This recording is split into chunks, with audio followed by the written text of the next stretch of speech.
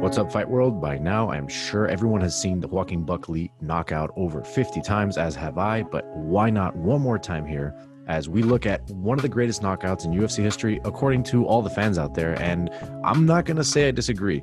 This is one of the most unique for sure because of the fact that it's a spinning kick off of a kick that was grabbed initially. So we have this spectacular technique from a guy who's built very differently than what you would expect. I mean, you look at Barboza's build and his kicks, and by the way, Barboza having one of my favorite and cleanest knockouts of all time leading into this one against Terry Edom here.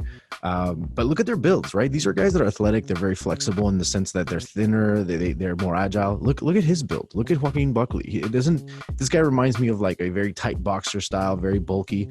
So to see this kind of power come from a guy like this is super impressive, which is what makes this all the more impressive. And of course, you can't ever not talk about the fact that this knockout came as a walk-off, right? I mean, one thing is to knock a dude out and then have to finish the fight because he's not all the way out. But another thing is when the guy just goes stiff all the way to the ground, which is what happened with Terry Edom.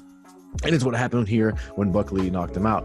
I mean, it was just gruesome, a lot of power behind his kick. It landed flush, and you don't see this coming. That's I think the most important part of all these is that you don't even expect it. And those kind of hits where you're not fully braced for it, man, who in the world would have seen this coming? Every now and then you come across an incredible kick in the UFC, or at least in the MMA world. We had the Anthony Pettis Showtime kick from the Matrix.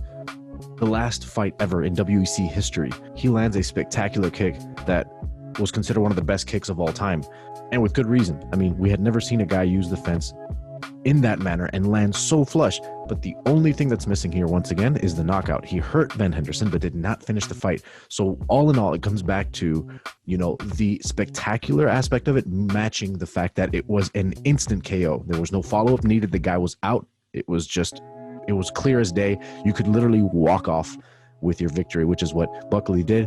And guys, this is just, my goodness, you don't come across this very often. Honorable mention. Remember when Chael Sonnen threw a little kick to Anderson Silva? Nope, I'm not dealing with that at all. I'm out of here. And then you have guys like Henderson, who Lombard caught it. He follows up with this nasty elbow that drops Lombard completely out. But again, I'm not trying to compare. I'm just saying, a lot of you out there are saying this is the best knockout you've ever seen.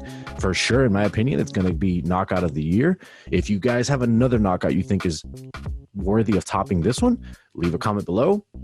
Let's start the conversation. I will give you guys my top 3. If you guys leave a comment, we'll have that debate. See you guys next time. Can't wait for this weekend. Later, guys.